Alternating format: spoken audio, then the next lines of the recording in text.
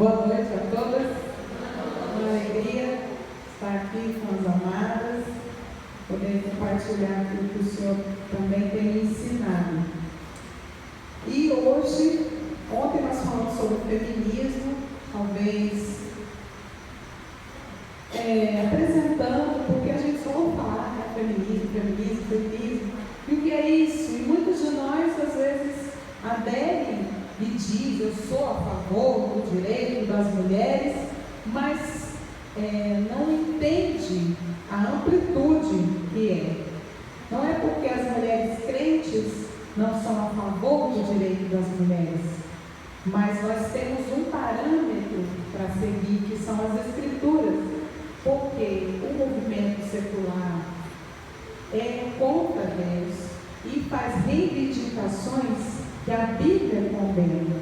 Então, aquilo que a Bíblia condena, nós também devemos condenar e ficar com aquilo que é de fato o que Deus quer, né? E o que é feminilidade? Eu fui no dicionário procurar o que é feminilidade. Olha só que interessante. Feminilidade é característica própria da mulher. Olha aí. Né? De mulher é feminino. Não é assim que a gente aprende? E quando a gente entra naquelas aulas de português, né? Aprendendo sobre gênero, ele, ela, o O é para homem, o A é para mulher, né? E vamos lá aprendendo as duplas, né, de feminino e masculino, príncipe e princesa, homem e mulher, menino e menina, amigo, amiga, e assim vai, né? E fui ver o que era feminino, característica da fêmea da mulher. O que nós estamos vendo, que nós vimos ontem, é que o feminismo, ele abraça coisas, ele quer rejeitar coisas próprias de mulher e quer que as mulheres ajam como se fossem homens. Tiraram o discurso do machismo e adotaram, mas só porque são mulheres, então se chama feminismo. Porque estão dizendo que o que faz da mulher é pouco demais. Não tem graça ser mulher. Eu tenho que avançar para um campo que não é meu, para me sentir valorizada. Então, por isso que hoje na nossa sociedade há coisas que as mulheres estão fazendo que não são próprias de mulheres, mas a busca pelos direitos iguais tem forçado muitas mulheres a fazer. E isso é triste. Porque estão deixando que outras mulheres, ou nenhuma mulher, faça o que é próprio de mulher. Né? Então a gente viu ontem que o feminismo, ele afasta a mulher do ideal de Deus para ela. O feminismo faz da mulher, menos feminina, longe do propósito de Deus para a mulher, para o qual ela foi criada. De acordo com as Escrituras, a mulher foi criada um ser essencial para a existência de outro ser. Adão não podia dar origem para a humanidade sozinho. Ele precisava da mulher. Logo depois da sua criação, Deus viu que o homem não ia ficar bem sozinho. Ele percebeu, com certeza, que não ficaria bem sozinho, porque ele nomeou aos animais todos, e tinha macho e fêmea, mas Adão estava sozinho. Né? E Deus ainda não tinha dado a ordem de multiplicar, de cuidar do jardim, ainda não tinha dado. Então, é maravilhoso saber que não depende só do homem, precisa da mulher. A mulher é um ser essencial. O homem não estaria completo sem sua mulher. Isso, Deus só vai dando mais valor ao ser feminino que Ele criou. Quando Ele fez a mulher, quando Ele formou a mulher, ele trouxe ela para Adão. E aí sim ele ficou satisfeito. E deu uma expressão, a primeira expressão de amor que alguém pode dar para outra pessoa. Esta sim é carne da minha carne. Ela é osso dos meus ossos. Ela faz parte de mim. E da mulher sairiam outros homens. Maravilhoso, foi esplêndido para ele aquele momento. Reconhecer, e Deus disse em Gênesis, alguém que fosse a auxiliadora dele, e lhe fosse coigual, idônea. Auxiliadora só é usado para a mulher na Bíblia e para Deus. Deus é o nosso auxílio, o nosso socorro bem presente. Somente para esses. Por que será que Deus usou essa palavra para a mulher? Será que era, quando nós falamos do termo auxiliadora, como é uma palavra que perdeu o sentido original, parece pejorativo, parece aquela pessoa de segundo plano, mas não foi assim desde o começo. Desde o começo Deus fez alguém que complementasse a criação do homem, e só podia ser uma mulher. Maravilhoso. Pessoas ao redor do mundo têm sofrido, e talvez alguém que você conheça, porque perderam o seu senso de valor.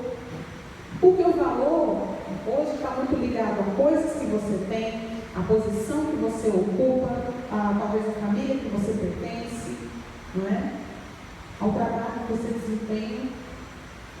E elas têm perdido o senso de valor da pessoa, por quem ela é. Elas buscam o valor delas, então, nas posses, no status social, nas carreiras, mas não buscam o caminho da alegria, de ajudar o ser humano a ser completo. Quando Eva foi criada, ela foi criada para completar o novo ser humano. Não foi para disputar com ele quem é que consegue fazer as coisas melhor. Era um complementando o outro. Sempre foi assim, desde o começo. Essa briga por lugares que ocupar não foi o ideal de Deus. Não é. Isso é coisa da natureza caída. Não é?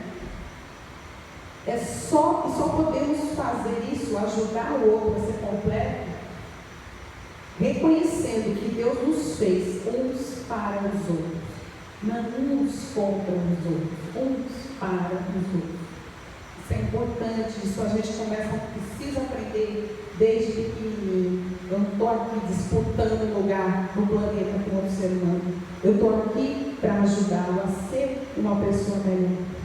E não tem lugar melhor do que a família, não é? Vamos convir isso. Deus nos deu a família para nos tornar seres humanos melhores. Você escolheu o marido com quem você se casou, né? E os rapazes que estão aqui vão escolher as moças. Ninguém escolheu para você, não. Você escolheu. Foi de espontânea vontade. Você não escolheu nem pai nem mãe, mas o seu marido você vai escolher, né? Se Deus quiser, vai ser um homem do Senhor. E depois os filhos. Pronto, se você quer melhorar vai ver o seu caráter melhorando, aproveitando a oportunidade quando vê os filhos. Aí a gente começa a sentir na carne o transformar de Deus. Mas é uma oportunidade, viu? Encare como oportunidade, não como obstáculo. Certo? A nossa tendência humana e pecaminosa é achar que nós somos superiores às outras pessoas que são diferentes de nós. É natural da natureza humana caída, viu? Entre os gêneros, o homem vale mais do que a mulher. E hoje, nos nossos dias, a mulher dizendo, vale mais do que o homem. Para que homem? Não preciso de homem para nada. Não, eu sou autossuficiente. Eu faço todas as coisas que um homem faz. Não preciso de um. Né? Se for de raças diferentes. Né? E olha o que o ser humano é capaz de fazer com o outro quando ele coloca na cabeça que a raça dele é melhor do que a outra. Nós temos aí, na história da humanidade, as atrocidades que o ser humano é capaz de fazer com o outro, porque se acha superior. Nas intrigas, no lugar de trabalho, na escola, mesmo dentro da igreja, isso acontece. Quando alguém acha que o rico é melhor do que o pobre, ou que o pobre tem mais direitos do que o rico. Onde? Se as leis que nós temos englobam todo tipo de pessoa, não importa a raça, a cor, a religião, somos todos iguais. E tem até uma expressão que está se usando muito hoje por causa da impunidade, que uns são mais iguais do que os outros, né? Por causa da impunidade. Porque eu me acho tão importante que essa lei não pode servir para mim.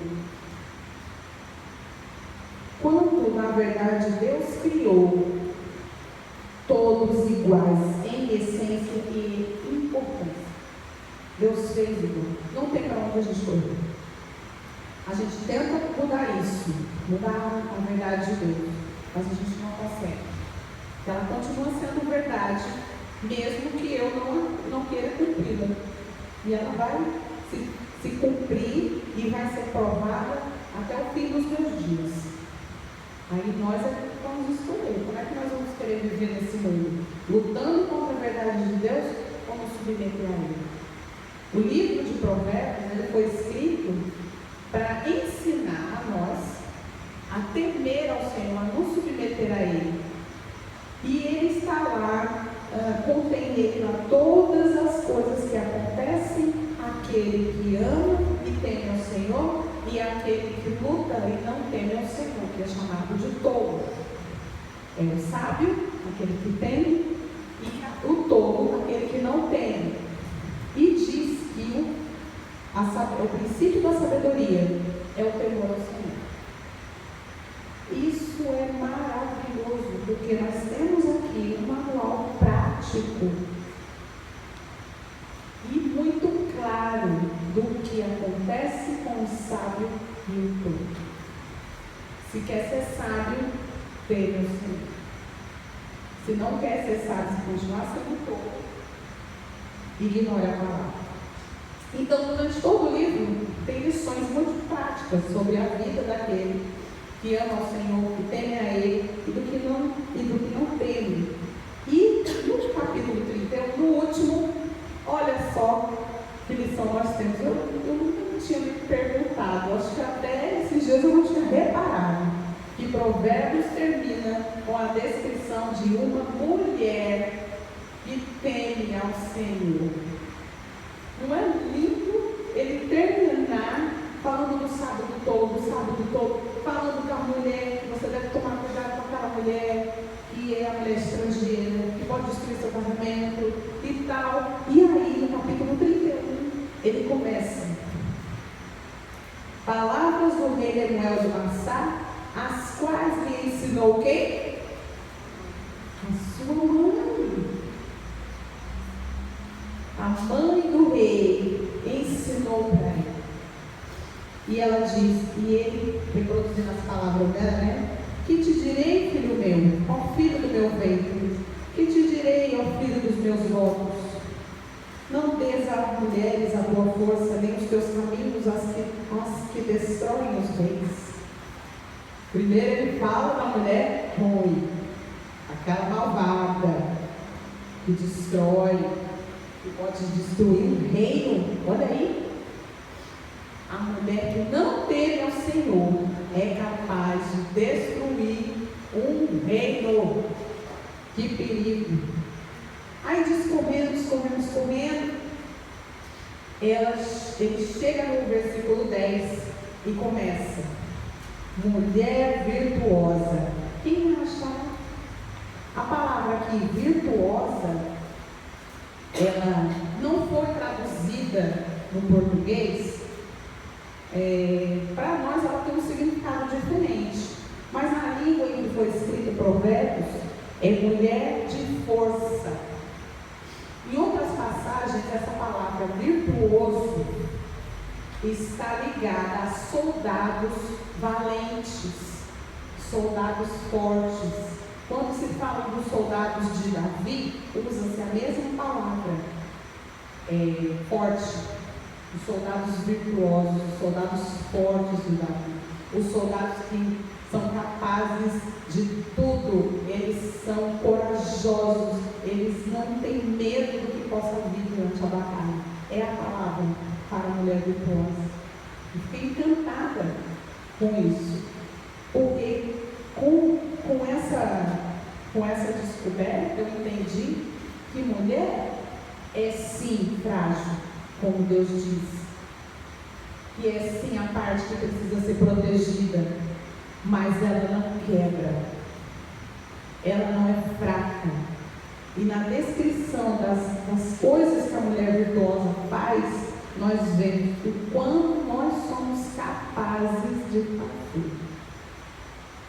Isso é maravilhoso. Isso diz para nós, olha, nós temos muito valor. A Escritura dá um espaço desse no final de um livro como Provérbios para dizer que a mulher tem valor sim, e que ela pode realizar coisas incríveis quando ela tem o Deus verdadeiro.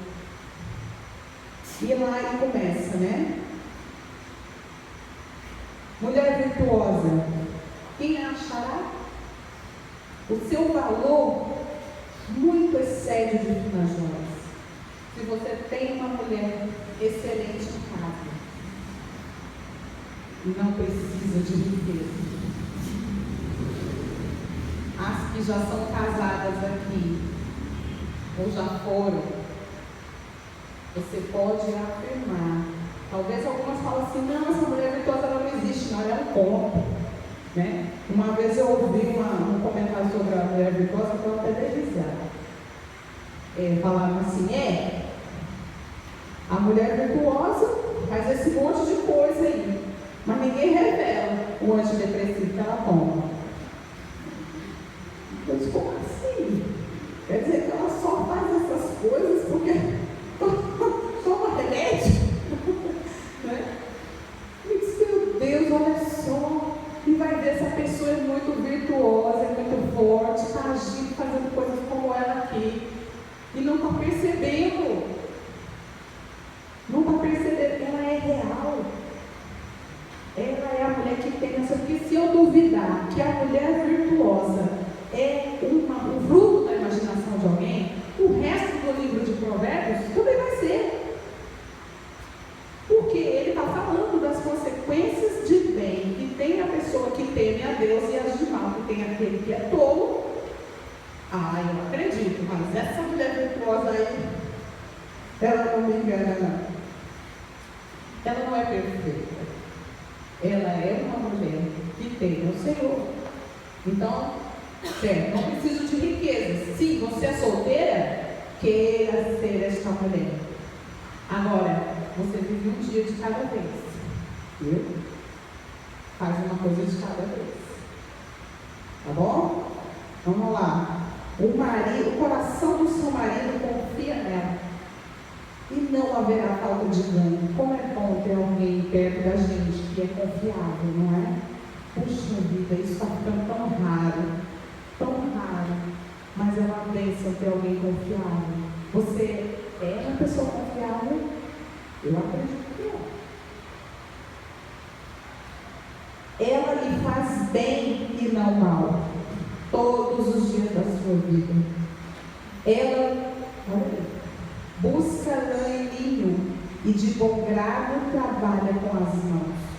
Ela não faz porque é obrigada. Ela não faz porque só depende dela o sustento da sua casa. Ela faz com alegria. Porque o marido dela, lá embaixo, ele é um juiz.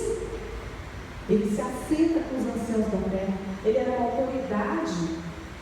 Ela podia, talvez, fazer como muitas mulheres fazem, andar por ali, muito bem vestida, mas sem quebrar suas unhas, talvez, né?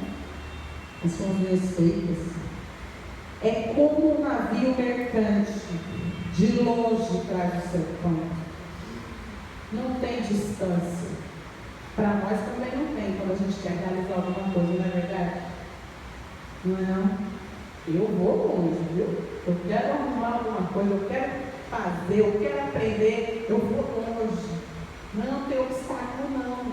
Não tem horas, não. Não tem, eu preciso dormir tantas horas na noite, não. Eu preciso fazer o que eu vou fazer, porque é bom. Não é? É ainda noite e já se levanta e dá mantimento à sua casa e a tarefa às suas servas. Examina uma propriedade e adquire, planta uma vinha com as rendas do seu trabalho. Olha só, ela negocia. Ela tem o ganho dela e ela negocia uma vinha, uma propriedade. Ela vai lá e avalia. Ela vai lá e compra uma vinha com o dinheiro que ela ganhou. Espetacular isso. Ela nunca foi aquela mulher que espera sentada. Ela não se lamenta. Vivia numa época em que as coisas eram muito mais difíceis. E estava lá, fazendo o seu papel e sendo atuante na sociedade onde ela vivia. Pensando no futuro da sua família. Cinge os lombos de força e fortalece os braços. Essa dureza aqui não vai me derrubar. Quantas mulheres você conhece, se não for você mesma, que cinge os seus lombos de força e não desanima diante das dificuldades? Essa aqui é a mulher virtuosa. Você é essa mulher. Ela percebe que o seu ganho é bom. A sua lâmpada não se apaga de noite. Ela não fica relaxando. Não é? Não, eu não vou me preocupar com isso, amanhã é outro dia, né? Deixa para lá. Não, deixa, do que eu estou tomando conta, eu tomo conta. Eu sou essa pessoa, eu vou cuidar, eu sou responsável. Estende as mãos ao fuso, mãos que pegam a roca. Trabalha, viu essa bichinha? Abre a mão ao aflito e ainda estende ao necessitado. Não faz as coisas só para dentro da sua casa. Ela vai além, ela ajuda aqueles que talvez não tenham uma mulher como ela por perto. Ajuda o necessitado com aquilo que ela recebeu, com que ela trabalhou. No tocante à sua casa, não tenha neve, pois todos andam vestidos de lã escarlate. Se nevasse no Oriente Médio, está aí, que não ia ser pega desprevenida, ela estava ligada o que estava acontecendo em volta da casa dela, precavida, não é? Previdente. Seu marido é estimado entre os juízes quando se assenta com os anciãos da terra. Ele era respeitado, um homem muito respeitado. E certamente o que ela fazia não ficava oculto, porque as pessoas viam. E ela era motivo de orgulho para o seu marido. Ela faz roupas de linho fino e vende-as e dá cinta aos mercadores. Era de boa qualidade o que ela fazia. Linho fino não era qualquer pessoa que tinha que trabalhar muito. Tinha que trabalhar muito e era coisa de boa qualidade. A força e a dignidade são os seus vestidos. E quanto ao dia de amanhã, não tem preocupações. Certamente ela era uma mulher muito elegante, porque a sua casa andava com lã escarlate. Ela fazia roupas de linho fino. Ela era bonita. Ela não andava desmantelada, não. Ah, já que eu sou dona de casa mesmo, qualquer trapo me veste. Ó, eu não vou dar esse gostinho às feministas? Não vou não. Não vou não. Porque até nisso eu dou glórias ou não, meu Senhor. Que Deus é esse que deixa você assim, caído, triste, desmantelado por vós? Deve ser um Deus bom. Onde é o Senhor com isso? Não é? Mas a principal força dela, o principal vestido dela era força e dignidade. Maravilha. E quanto ao dia de amanhã, não tem preocupações. Ela está tão precavida, tão preparada, que pode vir um dia, pode vir outro dia, pode vir ano que vem, pode vir crise, e ela está pronta. Pode vir, eu estou pronta. Atende ao bom andamento da sua casa e não come o pão da preguiça. Não adianta ser ativa, fazer milhões de coisas e tudo, mas fazer reclamando, fazer só o que tem que fazer com alegria. Preguiça é pecado. Não é preguiça não, desânimo de vez em quando vem, mas preguiça não. Preguiça o quê?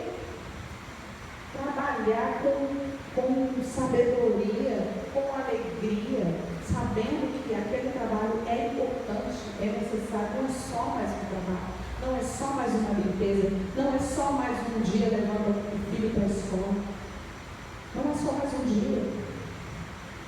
E aí, no versículo 28, os filhos se levantam e reconhecem e dizem que ela é ditosa, ela é especial, essa é uma mulher de verdade. O seu marido diz para ela: muitas mulheres procedem virtuosamente. Tem muitas mulheres virtuosas, muitas mulheres fortes, mulheres que são incríveis, mas você consegue ultrapassar todas elas. Eu quero ser essa mulher aqui. Eu quero dizer às outras como eu que isso aqui é possível e é realizável na força que Deus dá. É realizável. E ele ainda diz: a graça e a formosura, elas são enganosas, porque acabam. Ninguém vai ser jovem para sempre. Aparência, né? Ninguém vai ficar bonita para sempre. Logo, logo não vai poder mais usar salto alto. Ou enquanto pode, usa. Viu? Usa. Você depois não vai dar mais. É só sapatinho, né? Aquele bem fofinho. Né? Usar. Não posso fazer questionário. Não é não? Pois enquanto pode, usa mesmo. Mas a mulher que teme ao Senhor não tem data de validade. Ela vai ser louvada sempre até o fim dos seus dias, usando salto ou não. Dá-lhe do fruto das suas mãos, vai ver o fruto do seu trabalho, e todos vão reconhecer que ela é uma mulher excelente pelas obras, porque as nossas obras, o nosso caráter, ele não tem validade, mas só consegue chegar a isso aqui, a mulher que tem ao Senhor. Graças a Deus que Ele deixou esse exemplo e essa palavra para nós podermos ler, podemos nos consolar com Ele, podemos lembrar do valor que nós temos desde o dia em que a mulher foi criada. Graças a Deus. Não tem nada que alguém possa me dizer: olha, você não tem muito valor. Não tem muito valor não. Se o meu Senhor diz que a graça e a formosura são enganosas, são vãs, mas quem tem o Senhor será louvado, receberá louvor, eu creio. querem ao Senhor, louvor das suas obras. A mulher de Provérbios, ela vivia o máximo da sua feminilidade. Eu estava lendo Gênesis e comparando com Provérbios, quando eu estava lendo aqui, estudando, e lá em Gênesis, Deus diz que a mulher é auxiliadora. Em Provérbios, ela é esposa dedicada. Em Gênesis, dela depende a multiplicação da humanidade. Em Provérbios, ela é mãe zelosa. Em Gênesis, foi dada a ordem de sujeitar a criação, não é? De cuidar da criação. Em Provérbios, ela é benfeitora, não só da sua casa, mas também das pessoas necessitadas. E lá em Gênesis, diz que eles deveriam dominar.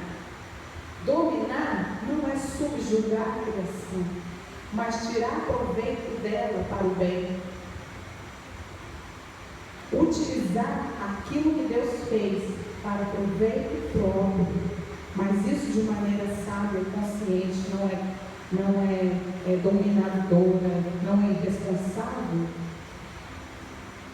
Adão e Eva seriam realizadores, fazendo coisas possíveis com a criação de Deus. E lá em Provérbios, ela era a empreendedora.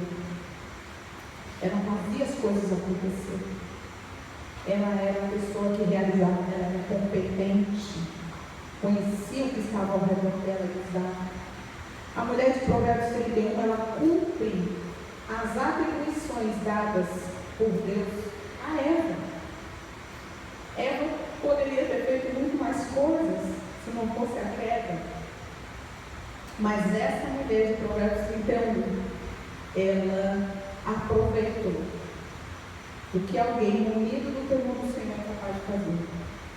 Através dessa comparação, vemos alguém que nos mostra que as atribuições dadas à mulher como ser distinto feminino são possíveis e realizáveis. São coisas que, se nós fizermos, elas são capazes de nos fazer felizes quando cumprimos a missão que nos foi dada por Deus. O mundo ele tem oprimido as mulheres, dizendo que não são completas, satisfeitas ou realizadas se não seguirem carreiras, se elas não deixarem as coisas de mulher e começarem a fazer coisas de homens. Aquelas que escolhem ser esposas e mães são desvalorizadas. Não, o trabalho de casa não tem futuro, não. O que eu faço na minha casa não tem valor. Tem valor se eu acordar cedo, se eu pegar o ônibus bem lotado, se eu levar desaforo de chefe, de gente dentro do meu trabalho querendo me botar para baixo, disputando comigo. Isso é valor. Mas cuidar da minha família, do meu esposo, dos meus filhos, não tem valor não. E esses negociozinhos que eu faço dentro de casa também não tem valor não. É isso que a gente está ouvindo todos os dias. Hoje existe uma distorção do que seja o ser feminino, porque o inimigo de Deus tem cegado o entendimento da nossa sociedade. O convite das Escrituras é que nós devemos voltar o nosso olhar para Deus. Vamos abrir lá em Romanos 12. Romanos 12.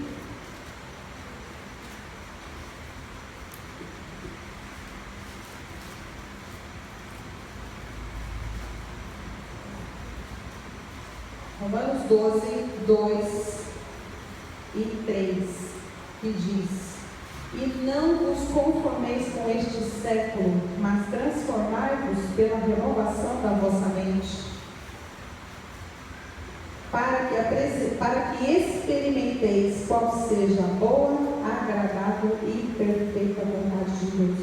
Vamos tirar os nossos olhos dos ensinos deste mundo e vamos nos deixar amoldar pelas coisas que vêm de Deus. Porque viemos dele. E nada nesse mundo deve nos guiar a não ser a sua palavra. Não tem outra fonte de sabedoria para nós. Nossa fonte de sabedoria, porque ela vem do temor do Senhor, é a sua palavra. Não somente para a nossa salvação. Ah, a Bíblia é boa para mim. Eu fui salva conhecendo o Evangelho e o restante das outras coisas. E eu viver com Deus, como é que eu vou aprender? É pela palavra.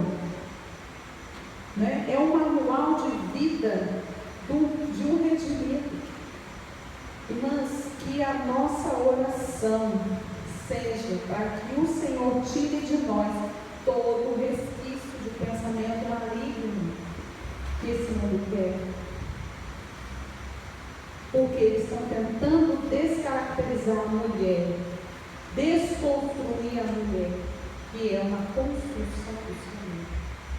Não permita, amados, que esse mundo tome lugar na sua mente.